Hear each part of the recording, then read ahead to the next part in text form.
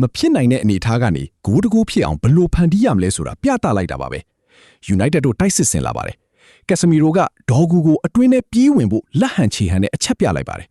ပေးပို့မှုကဓာတ်ရိုက်မရောက်နိုင်တာကြောင့်အနီးပေးပဲအရင်ကစားလိုက်ပြီးအဲ့ဒီအချိန်မှာပဲဟာကွက်ကပေါ်လာပါတယ်ဒေါ်ဂူကနောက်ခံလူတွေဂျားထဲကနေဖြတ်ပြေးသွားပါတယ်အခုတော့သူလွတ်သွားပြီပေါ့သူဘောလုံးကိုလက်ခံရယူပြီးတီတီငိမ့်ငိမ့်ပဲဘရူနိုစီကိုပေးလိုက်ပါတယ်သူတို့နှစ်ယောက်အချိတ်ဆက်မိမိနဲ့ကစားခဲ့ကြတာပါ1-2 ရိုက်ချက်တွေနဲ့အပေးယူလုပ်ပြီးနောက်ဘရူနိုကအကောင်းဆုံးအနေထားနဲ့ကစားကွက်ကိုဆက်ပြီးပုံဖော်ပေးပါတယ်အဲ့ဒီအချိန်မှာဒေါ်ဂူကလွတ်နေတာကိုတွေ့ရပေမဲ့ဂိုးပေါက်နဲ့တော့အလှမ်းဝီးနေပါသေးတယ်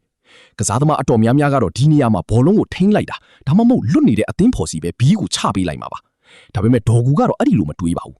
သူဘာမှတွန့်ဆုတ်မနေပဲဆုံးဖြတ်ချက်နဲ့ဂိုးပေါက်စီကန်သွင်းလိုက်ပါတယ်